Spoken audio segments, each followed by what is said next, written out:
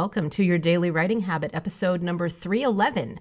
If you are writing a book or thinking about it, or maybe you've started writing your book and you're having some trouble getting it done, or perhaps you're at the stage where you need help reaching more readers to let them know about your book, you are in the right place. Good morning and happy Sunday. I'm your host, Christine Whitmarsh. If you're looking for me online, look for Christine Inc., christine-inc.com. Each day I share with you the writing habits I've learned over my 18 years as a ghostwriter, book coach, and author. I have found that 3 things in particular have a huge impact on your success as an author, and they have the ability to turn someone who barely sees themselves as a writer into a published author. Those 3 things are writing fundamentals, productivity, and mindset habits. So once again, good morning, happy Sunday, and since the live version of this episode is airing on a Sunday, I know many of you listen to it later on, very much appreciate that. Rather than giving you tips about writing your book, I thought we'd kick back a little and I'd give you an example of a finished product. And at the end, as always, I will pose a learning question that will hopefully help you with your own writing. And today I am going to read a story from my own upcoming memoir, The Power of the Curve, which I still am planning to publish later this year, 2020. So this is from my memoir, The Power of the Curve. One morning it happened. The page turned. I mean, literally. As I finished leafing through the newspaper, my eyes fell on a tiny little ad on the last page. Casting extras for a new movie starring Jodie Foster, filming in Cape Canaveral. I looked at the dates. It was shooting on my day off. Why not? So I picked up the phone and called. A couple of weeks later, I found myself driving up to a giant land berm facing Launch Pad A at the Kennedy Space Center. There were hundreds of cars already parked there and hundreds of extras milling around. I found a guy with a clipboard, checked in, and joined the throngs. If you've ever seen the movie Contact, you might remember a scene where the camera quickly pans over an enormous sea of people watching the test launch of the Mystery Machine. That was me. I'm in that scene. Somewhere? It was thrilling, of course, to be brushing elbows with Hollywood. I was still deeply naive, and this was by far the closest I'd ever been to fame. However, there was a lot of waiting. We extras sat around on the grass in between takes, and once every hour or so, the assistant directors would climb up tall ladders and shout direction into megaphones. The rings are spinning. Get excited. Jump up and down and yell. We would all do our part, and then it would be time to wait again. I hadn't expected this to be quite so boring. I began wandering around trying to join some of the small talk conversations between extras. Maybe I'd meet some interesting people. There was a small circle of people at one side of the lot gathered around a man in a cloth director's chair. The back of the chair was embroidered with his name and the words, in all caps, "Professional Background Performer." That looks interesting. I meandered that way, and as I walked up, I heard him regaling the crowd with behind-the-scenes stories from working as an extra in movies and TV shows. Everyone was sort of nodding and murmuring.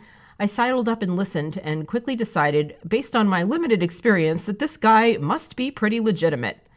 He was holding court, dropping all sorts of names and opinions about which shows were good, which directors you wanted to work with, and so on.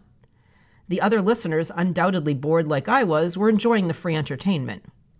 A professional actor. Hollywood. Is that even possible? It seemed so far from my little Cocoa, Florida life. I was fascinated.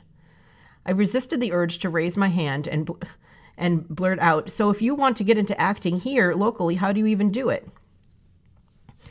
The man flicked the brim of his straw hat, leaning forward to get a better look at me.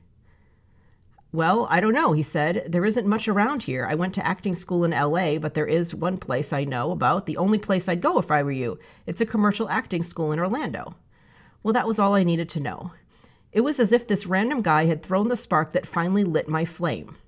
Lately, I'd been getting comfortable, and yet I'd been feeling some urge to do more, to do something different, creative. Something completely unlike nursing. All I needed was a little fire to ignite my dormant passion. Acting school in Orlando? That sounded like the perfect thing. What else do I have to do? My routine had gotten too comfortable. Acting school would shake it all up.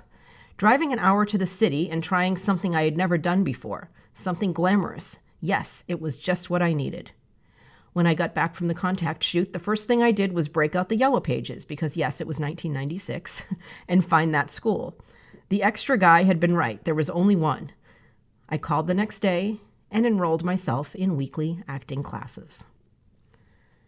And once again, that is from my upcoming memoir, The Power of the Curve. And the quick kind of lesson there is it's very important to read your work out loud because that's how you find mistakes. And pop by my Inc. authors group if you could spot the mistake that I read out loud, because I definitely noticed it.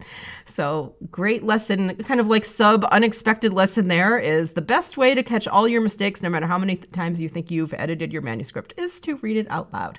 Anyway, I digress.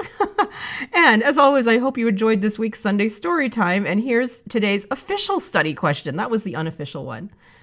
The part I didn't read in this particular excerpt was where the story took place in my life. At this time, I was working as a registered nurse, a career I knew in my heart I wasn't right for. I'd been looking for more, or at least a sign that more existed, and I looked back on the little newspaper ad for extras for the movie Contact as that sign. Plot-wise, this is called a turning point.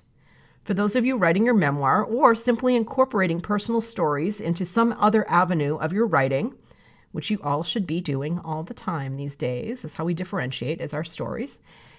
Is there one or even several turning points from your life that you can include? A fork in the road where going down one side sent your life in a different direction. And what do you now see about that moment in your life that you did not at the time? Is there a lesson in that realization? So there's today's study questions for today's story. And as always, thank you for joining me here on Your Daily Writing Habit, where I'm helping you write and finish writing an awesome book. And I would love for you to drop by Inc. Authors on Facebook and say hello and let us know how we can support your writing goals this year. And if you know someone else who wants to write an awesome book, please let them know about the show. I would appreciate it. Until tomorrow, happy writing.